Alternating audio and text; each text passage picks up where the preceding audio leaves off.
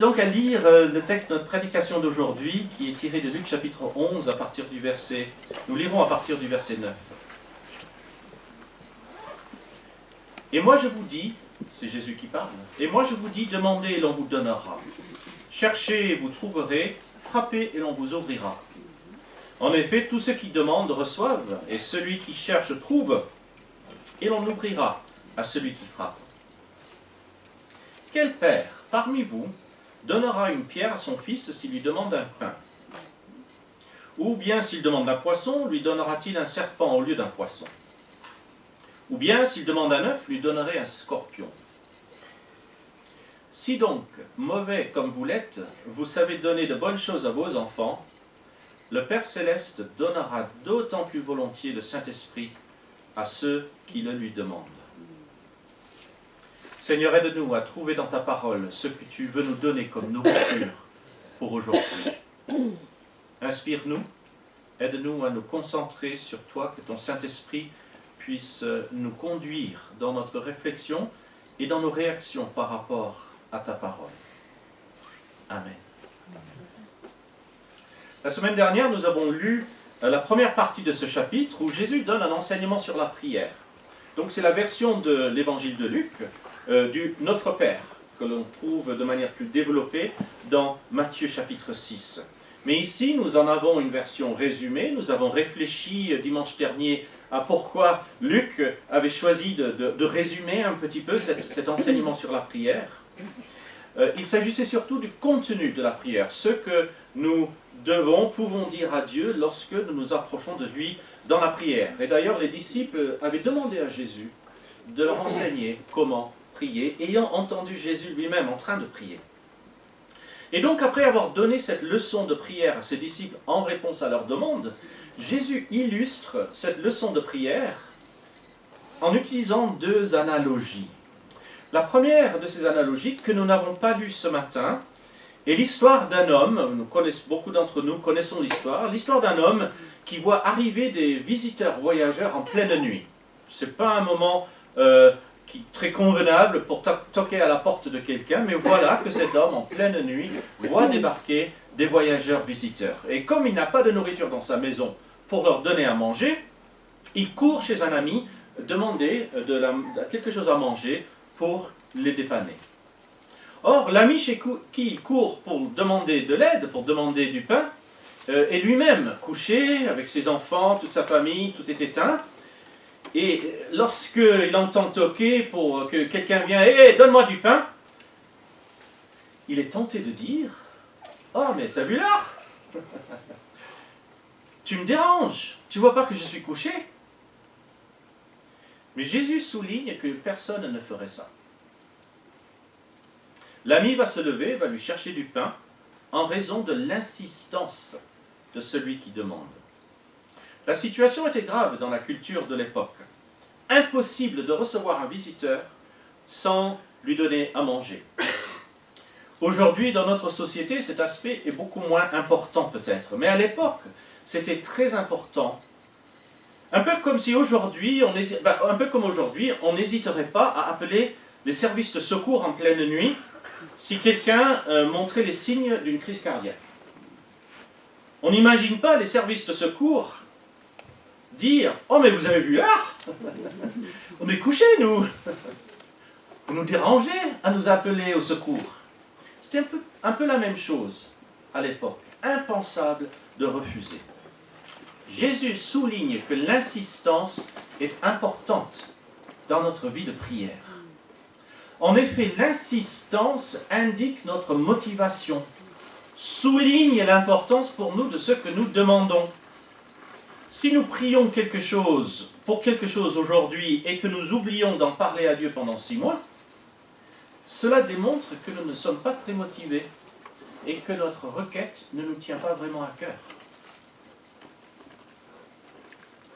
Avant de passer à la deuxième analogie qui débute au verset 11, Jésus prononce quelques paroles qui sont presque devenues un proverbe. Et nous les avons là affichées, versets 9 et 10. « Demandez et l'on vous donnera, cherchez et vous trouverez, frappez et l'on vous ouvrira. » il est très important ici de relever que Jésus n'est pas en train de promettre qu'il nous donnera tout et n'importe quoi qui pourrait nous passer par la tête. Le reste de ce passage illustre de quoi il est question dans les requêtes auxquelles Jésus pense. Des choses nécessaires, des choses bonnes et le Saint-Esprit. Nous y reviendrons dans un instant. Mais ce qui m'intéresse particulièrement dans cette petite phrase, demandez et l'on vous donnera, cherchez et vous trouverez, frappez et l'on vous ouvrira, c'est que cela implique les disciples dans l'obtention de ce que nous avons besoin, de ce dont nous avons besoin. Bon, tout d'abord, nous trouvons évidemment dans ces paroles l'encouragement de nous adresser à Dieu pour lui expliquer ce dont nous avons besoin, ce qui nous tient à cœur. Nous avons vu la semaine dernière que c'est important en commençant à prier de ne pas tout de suite rentrer « Seigneur, donne-moi, donne-moi, donne-moi », comme si Dieu était une sorte de machine distributeur automatique où on pouvait mettre une pièce de prière et tirer le petit tiroir et obtenir ce qu'on voulait. Non, Dieu n'est pas comme ça. Nous avons vu qu'il nous faut nous focaliser sur lui, sur qui il est. La prière sert aussi à focaliser notre esprit sur Dieu et sur sa gloire. Mais cela ne doit pas nous empêcher de lui exprimer nos requêtes quand même. Au bon moment, d'une manière appropriée, d'une manière respectueuse de sa sainteté, du fait qu'il sait mieux que nous ce dont nous avons besoin. Cela ne nous empêche pas de faire nos requêtes, de nos requêtes pour nos besoins, un sujet de prière quand même. Mais ces trois encouragements, demander, chercher et frapper, nous engagent. On sent bien qu'il est toujours question de persévérance et d'insistance dans ces trois verbes. Dieu n'interviendra pas dans notre vie si nous ne sommes pas impliqués. Vous connaissez l'histoire du garçon qui tombe dans un trou et qui ne peut pas en sortir. Alors il prie, « Seigneur, Seigneur, délivre-moi » S'approche quelqu'un et il est confiant, il a la foi, on lui a dit qu'il faut croire, il faut prier avec foi. Alors il a la foi, il a la confiance que Dieu va le sortir de ce trou. Sur ce arrive quelqu'un qui dit « Mais qu'est-ce que tu fais dans ce trou? Je suis tombé dedans !» « Ah ben tiens, je te donne, prends le bout du bâton que je te tends et je te tirerai de là. »« Non, non, non, j'en ai pas besoin, Dieu a dit qu'il me délivrerait, j'ai prié avec foi. » Et ainsi de suite. 3 personnes viennent essayer de le sortir de là. Et à chaque fois, le garçon répond « Non, non, non, j'en ai pas besoin, Dieu va me sortir de là. » Vous voyez où je veux en venir? Dieu parfois nous demande de tendre la main, de faire partie de la réponse à nos prières. Il ne va nous bénir que si nous sommes prêts à mettre la main à la pâte nous-mêmes. Ce cherchez, vous trouverez. Ça vous évoque pas une sorte de sketch de la vie de famille, ça? La personne, souvent l'enfant ou l'ado, qui veut que ses parents trouvent ce qu'il a égaré, mais pour lui, il n'a pas envie de chercher. Ça vous évoque rien, ça? Mais il est où mon cartable? Regarde sous ton bureau. Mais je trouve pas mon cahier de texte. Tu l'as laissé en bas hier soir. Et mes rouleurs, j'ai rouleurs ce soir. Ils sont dans le sac près de la porte. L'enfant aimerait que ses parents s'occupent de tout trouver, de tout mettre à sa disposition. Mais vient le moment où la plupart des parents vont dire « Arrête de me demander, cherche un peu pour toi-même. » Tu trouveras. Grandir vers la maturité nécessite de réfléchir un peu, parfois de fournir les efforts nécessaires pour répondre à notre propre demande. Et c'est ce que Jésus est en train de dire ici. À partir du verset 11, Jésus utilise une deuxième analogie, cette fois pour nous apprendre quelque chose sur la personnalité de Dieu.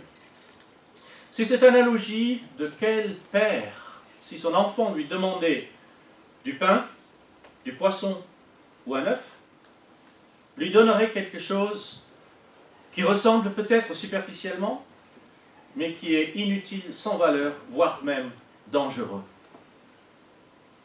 Le but de cet enseignement est de nous indiquer que Dieu, qui représente l'amour parental parfait, va forcément nous donner ce dont nous avons besoin. Car si nos enfants nous demandent du pain, du poisson ou un œuf, même nous qui sommes imparfaits, nous ne donnerions jamais quelque chose sans valeur ou dangereux. Quand Jésus utilise l'expression au verset 13, « mauvais comme vous l'êtes », il n'est pas en train d'insulter ses interlocuteurs. Il utilise une convention d'enseignement ou oratoire de l'époque qui s'appelle une hyperbole. Il l'a fait souvent, Jésus. C'était accepté à l'époque. Une expression évidemment exagérée pour accentuer ici la différence entre la perfection de Dieu et l'imperfection des êtres humains, même des parents d'enfants. Même les parents de petits-enfants qui sont ici ce matin, je ne vous apprends rien en vous disant que vous êtes formidables, mais vous n'êtes pas forcément parfaits. Et c'est une des raisons pour lesquelles nous présentons nos enfants à Dieu en Église, c'est que nous savons que nous avons besoin de son aide. Mais Jésus est en train d'accentuer la différence entre la perfection de Dieu et notre imperfection. Il y a d'autres hyperboles de ce genre dans la Bible. Vous connaissez peut-être le texte qui dit « Si ta main te pousse à pécher, coupe-la ». Évidemment, Jésus n'est pas en train de dire qu'il faut le faire concrètement, c'est une hyperbole acceptée à l'époque. Si quelqu'un ne déteste pas sa famille, il ne peut pas me suivre. Même chose, une hyperbole. Ce sont des expressions qu'il ne faut pas prendre dans la lettre. Personne à l'époque ne les prenait à la lettre. Différentes cultures ont différentes conventions dans ce domaine. Si moi je commençais ce matin en me disant « Il était une fois une princesse qui habitait dans un grand palais en or », eh bien vous sauriez que je suis en train de vous raconter une histoire inventée. Rien que ces quelques mots « Il était une fois », nous savons qu'il s'agit d'un conte, une fable. C'est une convention de notre société. Si vous allez dans un autre endroit du monde, et que même dans la langue locale, vous dites « il était une fois », les gens ne vont pas forcément vous comprendre. Parce qu'ils n'ont pas les mêmes conventions de paroles, de narration que nous avons ici dans notre culture au XXIe siècle. Et donc Jésus était en train d'utiliser une convention culturelle à l'époque en disant cela, mauvais comme vous l'êtes. C'est-à-dire, prenez conscience à quel point par rapport à la parentalité de Dieu, vous, en tant que parents, en tant que maman et papa, vous êtes imparfaits. Et pourtant, donneriez-vous une pierre, c'est quoi une pierre, un scorpion ou un serpent à votre enfant qui vous demande à manger? Évidemment que non. Alors, si nous savons donner de bonnes choses à nos enfants, à plus forte raison, Dieu nous donnera-t-il de bonnes choses. Il est intéressant de remarquer que Jésus ne parle pas de grandes richesses, ni de réussites spectaculaires. Il utilise des exemples de nourriture de base qui correspondent aux besoins du corps, du pain, du poisson, un œuf. Et puis il mentionne l'équivalent spirituel. Vous l'avez remarqué ça? Spirituellement, c'est quoi l'équivalent des bases de la vie que représente le pain, le poisson ou la viande et l'œuf? Le Saint-Esprit. Spirituellement, Jésus mentionne l'équivalent des aliments de base, le Saint-Esprit. Son esprit qui vient habiter en nous. Évidemment, nous recevons le Saint-Esprit à la conversion, lorsque nous disons oui à Dieu, il vient habiter en nous par son Saint-Esprit. Mais nous savons tous que la vie chrétienne et la bénédiction de notre relation avec Dieu passe par un renouvellement constant du Saint-Esprit en nous. Et cela forme une base légitime pour nos prières. Nous ne pourrons jamais prier suffisamment. Dieu, remplis-moi de ton Saint-Esprit. Donne-moi ton Saint-Esprit. Que ton Saint-Esprit conduise ma journée. Que ton Saint-Esprit me donne les paroles, les pensées qui te glorifient et qui étendent ton royaume sur cette terre. D'une manière ou d'une autre, tout chrétien qui se tourne vers Dieu dans la prière, avant même de lui demander l'exaucement de ses désirs, de ses aspirations ou même de ses besoins, devrait d'une manière ou d'une autre lui demander d'être rempli de son esprit. Et Jésus nous dit quelque chose de très important à propos de Dieu ici. Il donne volontiers. Dernière phrase. Le Père Céleste donnera d'autant plus volontiers le Saint-Esprit à ceux qui le lui demandent. Dieu donne volontiers. Nous avons récemment parlé de la surabondance, de la générosité de Dieu. Ici, Jésus nous rappelle la volonté. avec laquelle Dieu donne. Il donne volontiers. Nous allons le remercier pour ce qu'il donne. Seigneur, nous te remercions pour tes dons. Merci pour tes dons dans l'Église. Merci pour tes bienfaits différents. Merci pour la liberté dont nous bénéficions. Nous savons que tous tes enfants ne bénéficient pas de la même liberté. Merci pour nos relations familiales. Nous te demandons de nous aider à les gérer au mieux. Et Seigneur, à guérir celles qui sont difficiles, compliquées, douloureuses. Seigneur, nous te remercions pour nos enfants. Nous te les apportons en te demandant de les secourir, Seigneur, de les protéger et de leur assurer, tôt ou tard, d'une manière ou d'une autre, la vie éternelle auprès de toi. Seigneur, nous te remercions pour tellement de choses différentes, parce que tout à l'heure, en quittant ce culte, nous aurons à manger. Seigneur, merci pour tout ce que tu nous donnes.